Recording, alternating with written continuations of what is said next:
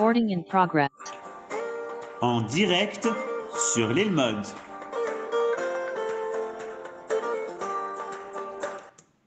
Mesdames, Messieurs, shalom à toutes et à tous. On se retrouve avec le Rav Yehuda Ben Ishai, comme chaque vendredi, pour parler de la paracha et de l'actualité.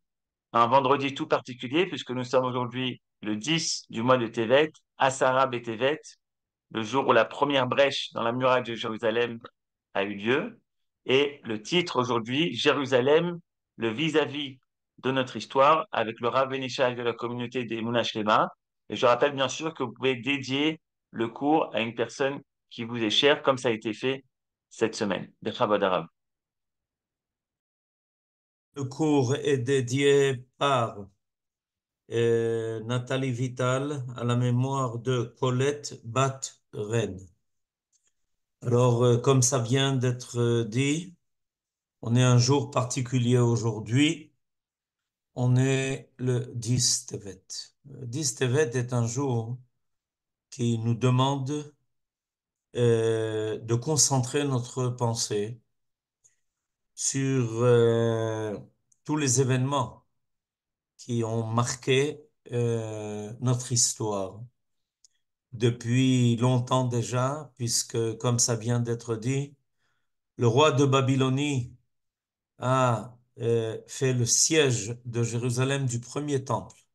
On est à l'époque du premier temple et évidemment le siège a été très dur, très grave. Finalement, la première brèche a été faite dans la muraille de Jérusalem. Et on a depuis longtemps compris qu'un événement entraîne un autre. C'est pour ça qu'il faut faire très attention. Il faut faire très attention que malheureusement laisse pas, euh, on ne laisse pas les événements commencer à s'enchaîner l'un à l'autre. Ça risque de nous amener loin. Et c'est ce qui nous est arrivé. Il y a eu le siège de Jérusalem, la brèche dans la muraille. Il y a eu après, évidemment, la conquête de Jérusalem et finalement la destruction du temple. Alors, voilà. Quand ça commence, ça risque de dégringoler. Mais on peut aussi penser que quand on arrive au plus bas, alors il ne nous reste plus qu'à remonter très haut. Il y a de cela 80 années à peu près, on a connu la période terrible de la Shoah. Par la Rabbanout, le jour du 10 Tevet a été décrété comme le jour où tout celui qui avait à dire Kaddish pour un de ses proches disparus pendant la Shoah sans qu'il ne connaisse ni le lieu ni la date le fasse aujourd'hui. Et dans ma communauté, effectivement, c'est ce qui s'est passé. Il y a des gens qui ont dit le Kaddish pour beaucoup de personnes qu'ils connaissent et qui doivent être rappelés au moins une fois par an, faire le Kaddish pour sanctifier le nom de Dieu en leur mémoire. Aujourd'hui, j'étais au Kotel et on vient maintenant, aujourd'hui, de mettre au Kotel une plaque avec tous les noms de ceux qui ont été tués depuis Simchat Torah. Les civils, les soldats, toutes les autres forces de l'ordre. Et c'était déjà très émouvant de voir tous ces noms-là. Une bonne partie des noms, malheureusement, on les a vus, on les a lus et on a entendu parler d'eux. Et des fois, on les connaît aussi. Alors, je me disais, voilà, je suis venu au Kotel sur rencontrer l'histoire notre histoire qui a été marquée par la chute de Yerushalayim et la destruction du temple, la ville incendiée, le temple aussi, le départ en exil, un exil dont on n'est pas encore revenu complètement. Beaucoup de nos frères sont encore en exil, qui est la conséquence de ce premier exil, celui qui a pris nos frères en dehors d'Eretz Israël, et depuis génération après génération, et malheureusement, beaucoup de nos frères y sont encore et en danger. Et en danger. Et alors ça m'a permis de boucler ce cercle, de voir ce tableau impressionnant avec une quantité de noms énormes, de gens déjà affichés pour l'éternité et qui sont marqués dans l'histoire d'Israël par leur nom, leur bravoure. Certains ont été tués sauvagement par les pires créatures sauvages et animales que l'on puisse imaginer. D'autres au combat sont tombés. Voilà, on est aujourd'hui le 10 Tevet. On a de quoi, hein, on a de quoi se recueillir. Alors, je voudrais vous faire part d'une étude sur un passage très particulier de la paracha.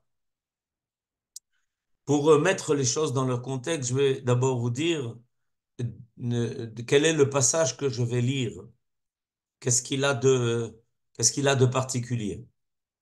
Alors, arrive le moment où Yosef se fait connaître de ses frères. Il leur déclare, ben oui, c'est moi. C'est moi, Yosef, votre frère. Vous vous rendez compte un peu de l'émotion?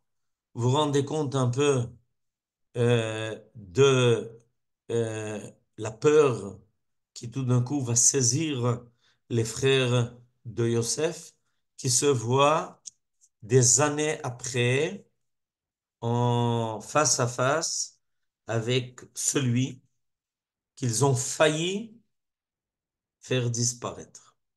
C'est quelque chose, on a du mal, nos sages d'ailleurs insistent là-dessus, on a du mal à imaginer ce moment terrible où les frères de Yosef tout d'un coup comprennent que leur victime est en face d'eux. Et alors, Yosef va leur dire, il va leur faire un long discours quand il va les rencontrer. Ce discours, il se trouve dans le chapitre 45 dans notre paracha et il va évidemment d'abord leur dire, vous voyez, c'est moi Yosef, etc. Mais à un moment donné, au chapitre 45, au verset 8, il commence à leur donner une leçon. Et cette leçon est importante. La leçon que Yosef est en train de donner à ses frères est une leçon qui est importante. Et il leur dit la chose suivante. Non, ce n'est pas vous qui m'a fait venir ici, c'est Dieu. Et il m'a fait devenir le père du Pharaon, le maître de toute sa maison et l'arbitre de tout le pays d'Égypte. Hâtez-vous, retournez chez mon père et lui dites, ainsi parle ton fils Yosef. Dieu m'a fait le maître de toute l'Égypte. Viens auprès de moi, ne tarde point. Tu habiteras la terre de Goshen et tu seras rapproché de moi, toi, tes enfants, tes petits-enfants, ton menu et gros bétail et tout ce qui t'appartient. Là, je te fournirai des vivres, car 5 années encore, il y aura la famine, afin que tu ne souffres point, toi, ta famille et tout ce qui est à toi. Alors, qu'est-ce que Yosef est en train de leur dire? Ben, il est en train de leur dire, vous savez, ce que vous avez fait, c'est pas très beau. Ça aurait pu très mal se terminer. Imaginez-vous que Yosef soit finalement supprimé par ses, ait été finalement supprimé par ses frères, on aurait été atrophié d'un des membres les plus importants de notre peuple. Et alors, Yaakov, notre ancêtre, n'aurait pas pu être le père d'Israël. Parce que sans les 12 tribus, parce que sans l'ensemble d'Israël, le peuple d'Israël n'est pas le peuple d'Israël. Il aurait pu être Yaakov, avoir un certain nombre de fils, une famille importante, une famille grande. Mais Israël, c'est autre chose. Israël, c'est la révélation de la présence de Dieu sur terre à travers un peuple, à travers une famille qui, dans son unité, arrive à faire rejoindre tous les éléments de ce que Dieu a voulu faire révéler sur terre. Toutes les étincelles de lumière, toutes les étincelles du bien et du bon qui vont faire avancer le monde vers son projet qui doit obligatoirement réussir puisqu'il est le projet de Dieu. Il est clair que Dieu ne perd jamais le contrôle de ce qui se fait sur terre. Et Yosef est en train de dire à ses frères, vous voyez évidemment, vous avez agi et vous avez mal agi. Mais en réalité, à travers vous, est en train de se réaliser quelque chose. Et regardez déjà les premiers éléments de ce qui est en train de se faire. Regardez déjà. Regardez qui je suis devenu alors que vous m'avez laissé abandonné alors que je n'avais que 17 ans, que j'étais considéré comme un esclave, que j'avais été déconnecté de ma famille, de ma terre, de ma patrie, de mon peuple. Je suis devenu aujourd'hui ce personnage important que personne n'ignore plus, ni en Égypte, ni donc dans le monde entier, puisque l'Égypte va devenir la grange du monde entier grâce au conseil de Yosef. Donc, Yosef apprend à ses frères à lire l'histoire à travers les actes des hommes qui, des fois, sont des actes reprochables. Voilà que tout d'un coup, petit à petit, apparaît, pousse, grandit le projet divin. Les hommes, des fois, perdent le contrôle de la situation. Mais Dieu, lui, ne perd jamais le contrôle de l'histoire du monde, donc de l'histoire d'Israël. Jamais, jamais ce contrôle n'est perdu par le maître à bord. Et Yosef est en train de le faire découvrir à ses frères. Il leur dit, regardez comment les choses, petit à petit, se sont enchaînées pour arriver aujourd'hui à ce que vous voyez de vos propres yeux. Vous me voyez aujourd'hui assis sur un trône royal qui dirige les affaires de toute l'Égypte et en fait les affaires du monde entier. Vous, quand vous avez agi, vous n'aviez aucune conscience de ça. Vous ne pensez sûrement pas qu'un jour, vos actes amèneraient à cela. Eh bien, il faut apprendre à faire confiance à Dieu.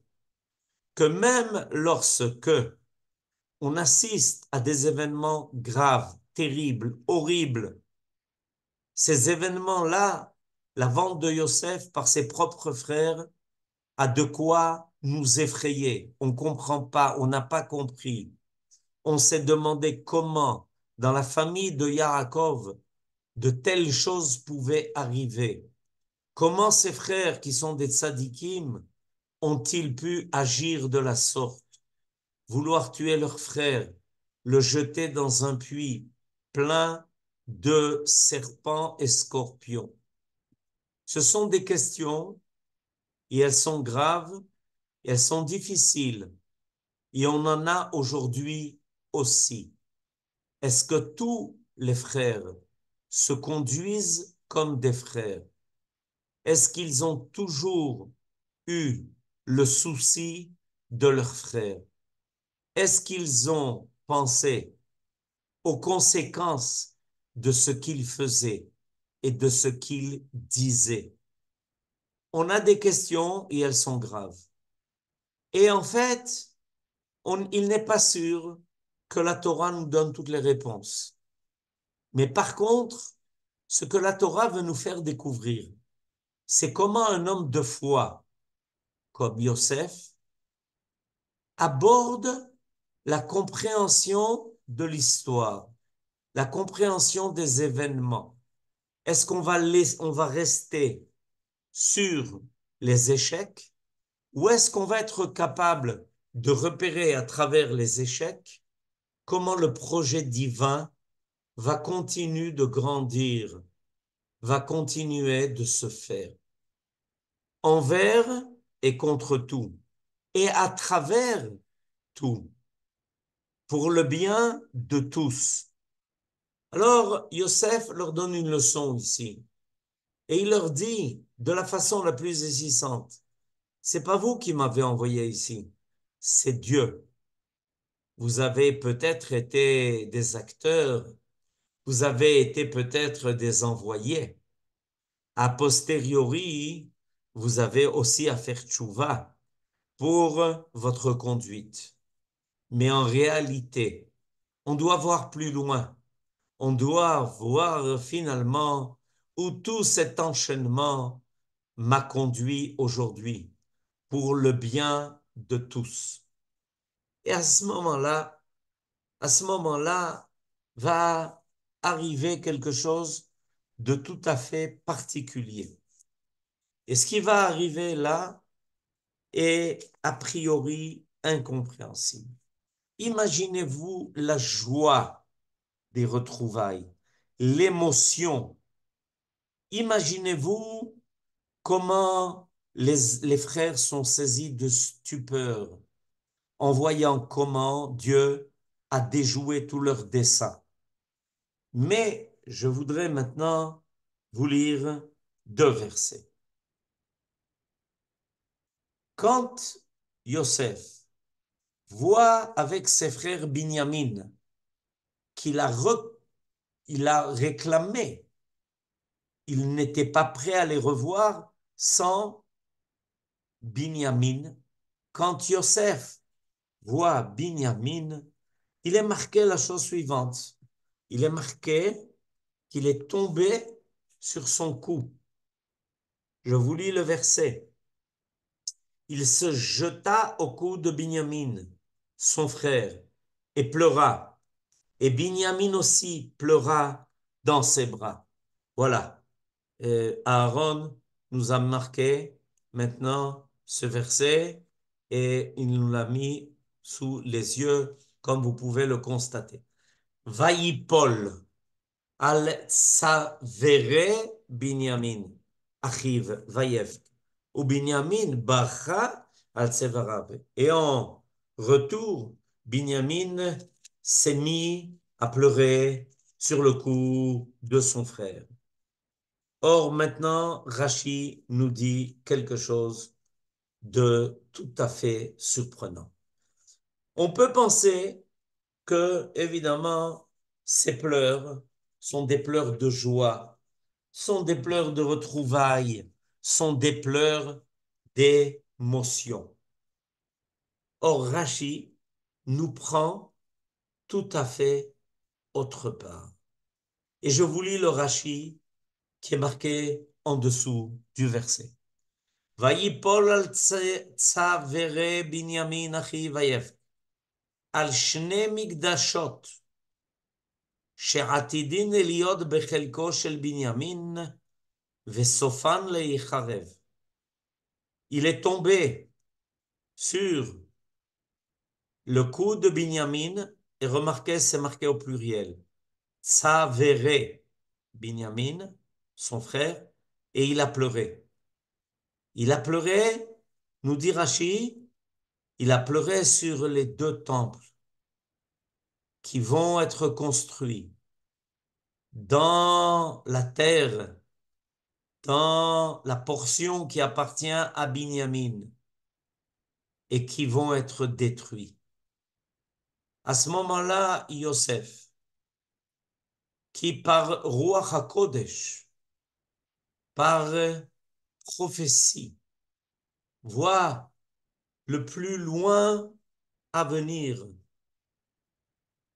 comprend, ressent, voit devant lui les deux temples qui vont être détruits. Qui vont être détruits, or les temples ont été construits dans le terrain qui appartenait à Binyamin. Voilà ce que dit le Midrash. Et Binyamin, lui, s'est mis à pleurer en retour. Ou Binyamin bacha al tzavarav. Et lui aussi s'est mis à pleurer. Sur quoi? Sur le Mishkan Shilo, le sanctuaire qui se trouvait à Shilo, dans la tribu de Éphraïm, et qui va lui aussi être détruit parce qu'il se trouvait dans le terrain qui appartenait à Yosef, son fils, Éphraïm, et lui aussi va être détruit. Résumons ce Rashi. D'après Rashi, Yosef et Binyamin se lamentent de la destruction des deux temples et de la destruction du sanctuaire de Shilo qui a précédé les deux temples. Ça correspond tellement à ce jour que nous vivons aujourd'hui, le 10 Tevet. Si on avait besoin d'une allusion entre notre calendrier et la paracha, eh bien on l'a trouvé. La paracha de Miketz tombe rarement en dehors de Hanouka. Et c'est arrivé cette année. Et c'est très rare qu'il y ait un jeûne vendredi. Or, voilà que cette année, on jeûne le jeûne de 10 Tevet vendredi. Et on va passer directement du jeûne au Shabbat. Au Shabbat, Vaïgash. Et cette paracha de Vaïgash nous fait rencontrer les frères qui pleurent sur la destruction des temples, sur la destruction du Mishkan Shilo. Alors, je veux évidemment essayer de comprendre avec vous. Mais est-ce que c'était le moment de révéler à Yosef et Binyamin le futur grave qui nous attendait, la destruction des temples, la destruction du sanctuaire de Shilo? Voilà ce que nous avons construit en rentrant en Eretz Israël. On a construit le sanctuaire de Shilo et on y a déposé le tabernacle avec les deux tables de la loi. On a ensuite construit le premier temple avec Shlomo, le deuxième temple avec Ezra, dont la mort était hier, le 9 Tevet. Est-ce que c'était le moment de faire découvrir à ces frères-là qui descendent en Égypte, où Yosef rencontre son frère bien-aimé, son frère qui est né comme lui de leur mère Rachel? Est-ce que c'était le moment, au lieu de leur laisser profiter de la joie des retrouvailles, de ces retrouvailles qui se sont faites avec tellement d'années? Comment se fait-il que la Providence, comment se fait-il qu'à ce moment-là, on assiste au moment même où on est à l'apothéose de cette histoire qui se termine bien, de la vente de Yosef, qui s'avère être vivant, qui s'avère être au pouvoir, avec ses propres frères. Cette rencontre-là, comment se fait-il que Dieu, à ce moment-là, leur fait voir toutes les destructions qui nous attendent? Celle du Mishkan Shiloh, celle du premier Beth Amikdash, celle du deuxième Beth Amikdash. Et en réalité, il y a un commentateur qui va dire encore plus que cela. Le verset d'après, voilà que Yosef va pleurer à propos de tous ses frères. Dans le verset 15, Vayenachek lekol echav vayevka alehem. Il a embrassé tous ses frères et, et il pleure sur eux.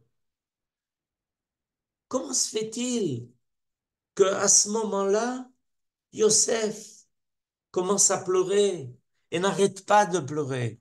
Et ce commentaire va dire qu'il pleure parce qu'il va voir ses frères passer tous les exils.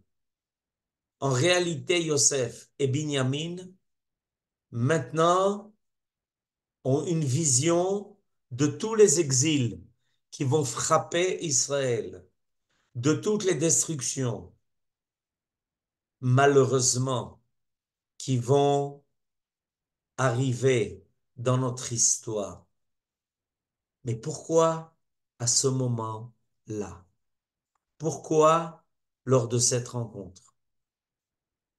Alors, pour comprendre ça, il faut reprendre ce dont on a parlé juste avant. Yosef a enseigné à ses frères à déchiffrer l'histoire. Écoutez mes frères, sachez que notre histoire, nous Israël, n'est pas facile. On va connaître des exils, on va connaître des destructions. On a construit les temples pour le bien de toute l'humanité. Ki beti betefila yikare lechol ha'amim. Et les peuples ingrats, au lieu de porter leur reconnaissance envers ceux qui ont choisi le centre du monde pour identifier, pour le centre du monde identifié, pour y construire et édifier ces temples qui servent de phare à l'ensemble de l'humanité. Voilà que les empires, les uns après les autres, vont malheureusement porter atteinte et à ce peuple-là, le peuple d'Israël, et à ceux qu'ils ont construits, ce temple, le centre de la prière, le centre de l'espoir pour toute l'humanité, ingratitude terrible, méchanceté, qui est évidemment, qui tire sa source dans l'envie, dans l'incapacité de faire de même, dans l'incapacité de proposer une foi qui soit globale et qui respecte toutes les valeurs morales, qui ne se saisit pas d'une valeur pour écraser toutes les autres. Donc, leur dit Yosef à ses frères, il faut se préparer, chers frères, il faut se préparer à ce que notre histoire soit longue et difficile. Il y aura sûrement des moments de découragement. Et je vais vous révéler quelque chose. Moi aussi, je les ai vécus. J'ai vécu ces moments de découragement. Quand j'étais saisi par vous et que je vous ai entendu dire que vous vouliez déclarer la guerre, une guerre fratricide, j'étais tellement peiné, attristé. Je me demandais qu'est-ce qui allait arriver. Est-ce que vous allez oser? Lorsque vous m'avez jeté dans le puits, vous m'avez jeté dans le puits de l'exil de ma famille, de ma terre et de ma patrie. J'étais désespéré. Quand vous m'avez vendu à des peuples étrangers, au pire des peuples, l'Égypte, tout seul, adolescent de 17 ans, sans rien, dans une terre inconnue, j'étais aussi, moi, désespéré. J'ai connu ces moments-là. J'ai connu tous ces moments difficiles. Et je me demandais, qu'est-ce qui allait en sortir? Parce que j'avais appris à construire ma confiance. Avec mon étude, avec mon expérience, apprise de l'expérience de mes ancêtres, alors que j'étais à côté de mon père, qui m'a raconté tout ce qu'il a vécu, comment il s'est sauvé de Esav et il est arrivé chez Lavan, comment il s'est sauvé de chez Lavan et Esav l'attendait, comment rentrer ici en Eretz Kenaan, les peuples ont voulu se prendre à lui, comment on a pris sa fille Dina sans aucune retenue, sans aucune morale, comment on l'a fait prisonnière et ensuite on l'a jetée comme si elle n'était rien. Mon père m'a raconté tout cela et je me demandais, mais comment on va s'en sortir? Comment moi je vais m'en sortir? Mais est-ce que Dieu véritablement veut que je disparaisse? Est-ce qu'il me veut être oublié? Est-ce qu'il ne veut pas la réussite de la famille de mon père avec tous les frères, sans exception? Est-ce qu'il va y avoir des frères qui vont être mis de côté? Est-ce qu'on va continuer cette histoire où le frère de Yitzhak, Ishmaël, a été éliminé de la suite de l'histoire d'Israël? Esav, éliminé de la suite de l'histoire d'Israël à cause de leur conduite immorale et de leur comportement insupportable. Et voilà un jour, tout s'est ouvert. La lumière s'est faite. Tout d'un coup, on m'a tiré de là où j'étais.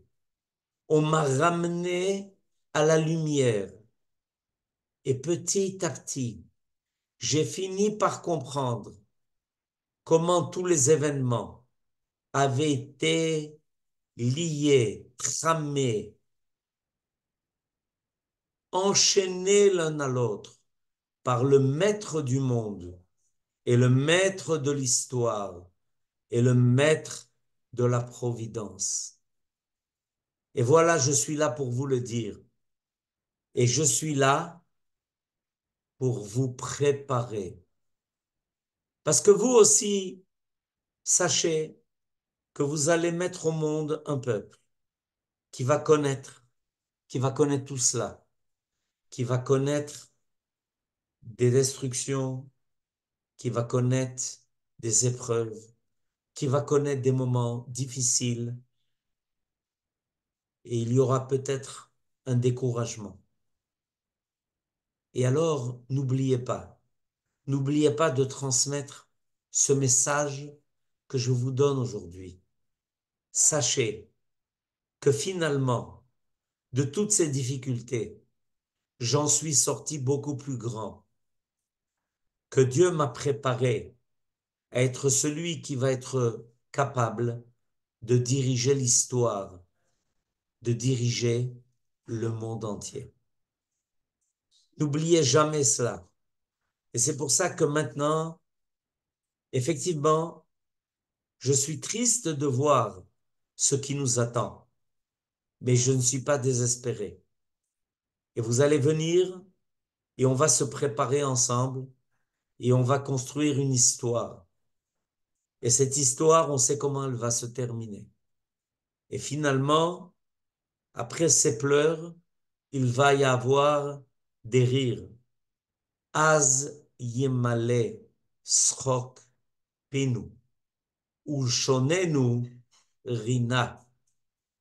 Viendra un temps où azorim bedim'a, ceux qui ont semé avec des larmes, berina yekzoru, auront le mérite de venir cueillir tout ce qui a été semé dans l'histoire par ces semeurs qui sont Israël. Israël est un peuple qui sème dans l'histoire du monde. Il sème des graines du bien, des graines de lumière. Chacun de nos soldats est une graine de lumière de plus qui a été semée en terre. Et on verra, Be'ezrat Hashem, comment de cela va surgir une lumière extraordinaire. Et le peuple d'Israël, un jour, sera porté sur les épaules de l'humanité pour avoir été ce peuple qui a tenu bon, qui a eu le courage, qui a été la barrière qui a arrêté le mal et qui a fait finalement profiter l'humanité de toute son histoire et de tout ce qu'il a tiré de l'histoire. Amen. Ken Yehi Ratzon, les refuat הפצועים, לעילוי נשמת הקדושים, לשחרור השבויים ולבניין בית המקדש במהרה בימינו, אמן, כן יהי רצון.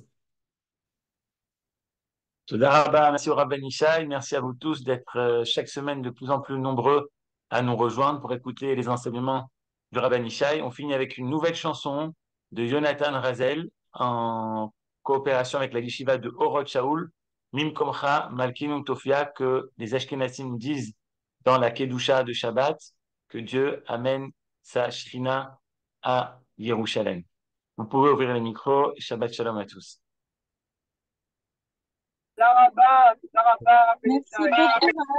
Shabbat Shalom. Hazak Baruch. Shabbat Shalom. Que des bonnes nouvelles. Bezrat Hashem. Shabbat Shalom. Shabbat Shalom, Rav. Shabbat Shalom. Que des Shabbat bonnes Shalom ומבורך. Amen. Shabbat Shalom. Shabbat Shalom. Shalom. תודה רבה. Shabbat Shalom. Tous ceux qui sont Samkal. Amboï. הרבה שעות עכשיו. בסדר, עוד כמה שעות. כי מחכים אנחנו לך, כי מחכים, אוי אוי אוי, אוי אוי אוי אוי, כי מחכים אנחנו לך.